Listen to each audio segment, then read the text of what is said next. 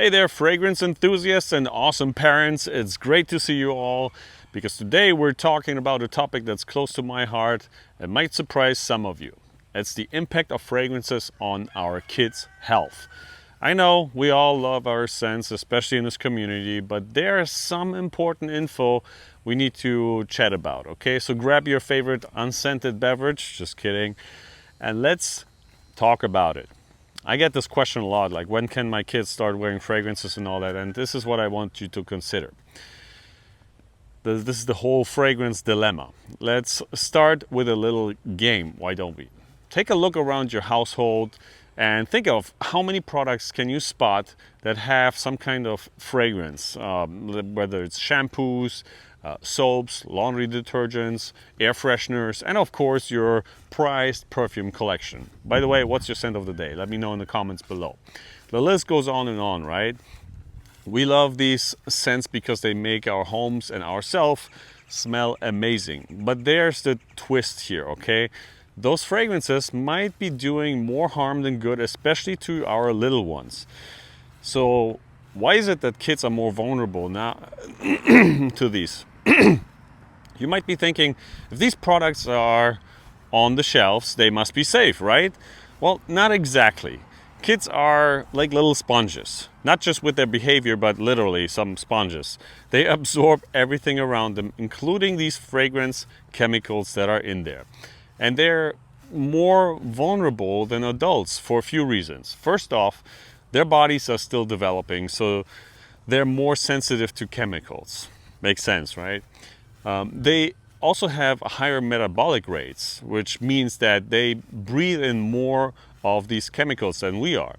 They're smaller, so the concentration of these chemicals in their bodies can be higher, logically thinking, right?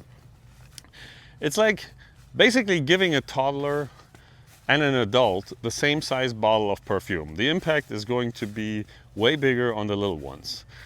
And now let's talk about the health risks, okay? Man, walking and talking is kind of quite something. Well, so what exactly are the health risks that I mean? Well, the exposure to fragrances can cause a whole bunch of issues with kids. First up, we got the breathing problems, okay? Things like asthma. Nobody wants their kid struggling to catch their breath, right? Like I'm about to here, thinking and talking and walking. Then we have the skin irritation and allergies problems. Itchy red skin, absolutely not a fun thing for anybody. Headaches and dizziness is another thing that can happen. And in some cases, it might even affect their development. I know, it sounds scary, but don't worry, okay? We're not here to panic. We're here to learn and make better choices for our kids while still enjoying our passion of fragrances, right? Now, what can we do about it? Here's for the good news. There's a lot that we can do to reduce our kids' exposure to these fragrances. And the best part, it doesn't mean giving up your beloved perfume collection. But here are a couple simple, basically steps that you can take, okay? I want you to become a label detective, okay? Start reading those product labels and avoid anything, with unnecessary fragrance in it or perfume listed. I'm not talking about the fragrances itself, but other products that don't necessarily need to be scented, okay?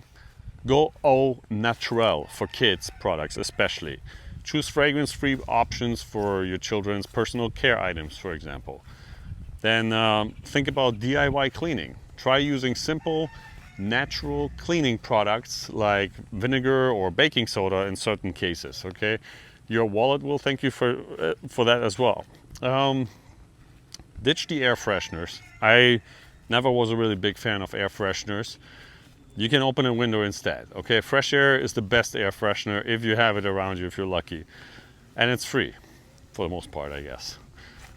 Take out the trash, so keep your garbage sealed and take it out regularly to avoid using scented trash bags. Yes, that's a thing. I don't know if you heard about this, but there are scented trash bags. Also, try to create fragrance-free zones.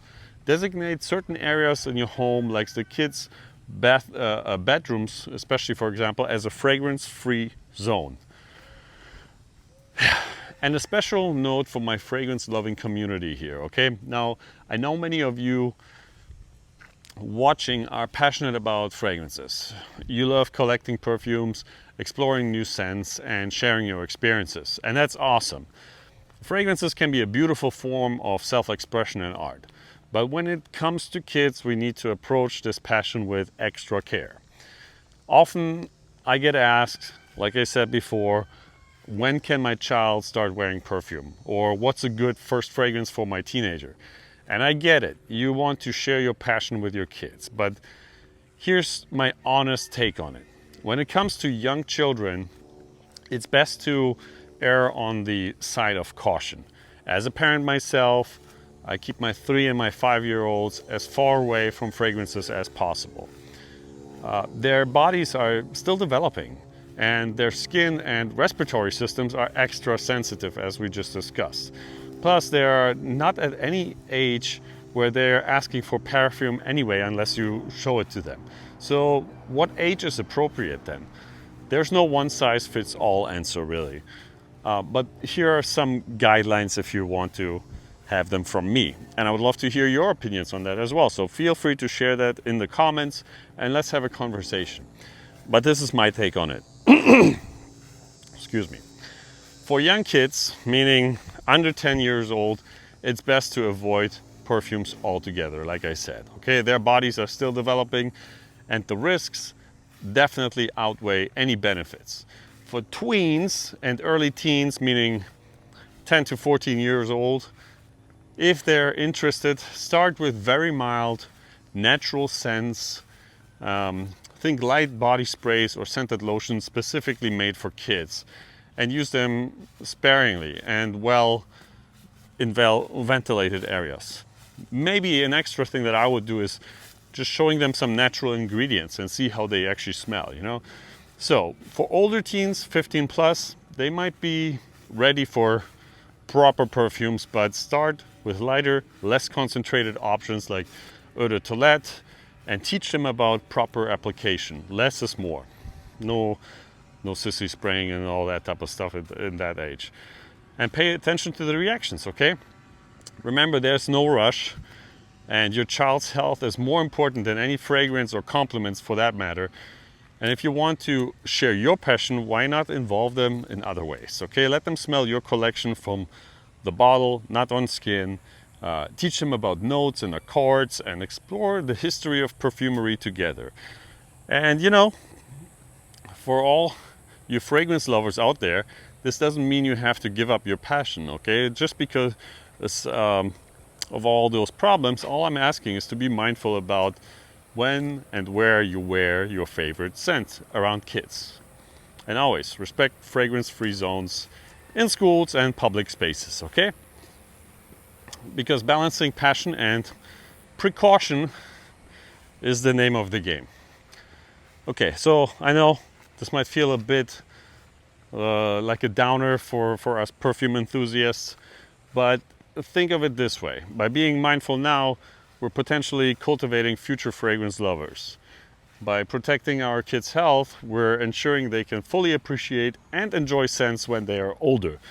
And in the meantime, you can still indulge your own passion, right? So, I would love to hear your opinion on this topic. I hope I answered some of the questions that I get from parents from time to time. And yeah, remember to enjoy your own fragrance journey with a passion, but with precaution. Let me know what you think of this whole concept, this topic in the comments below. And if you like this type of video, subscribe for another one. Or look at this one in case you can't wait for the next one to drop. All right? Have a wonderful day. I'll see you in the next one. Bye-bye.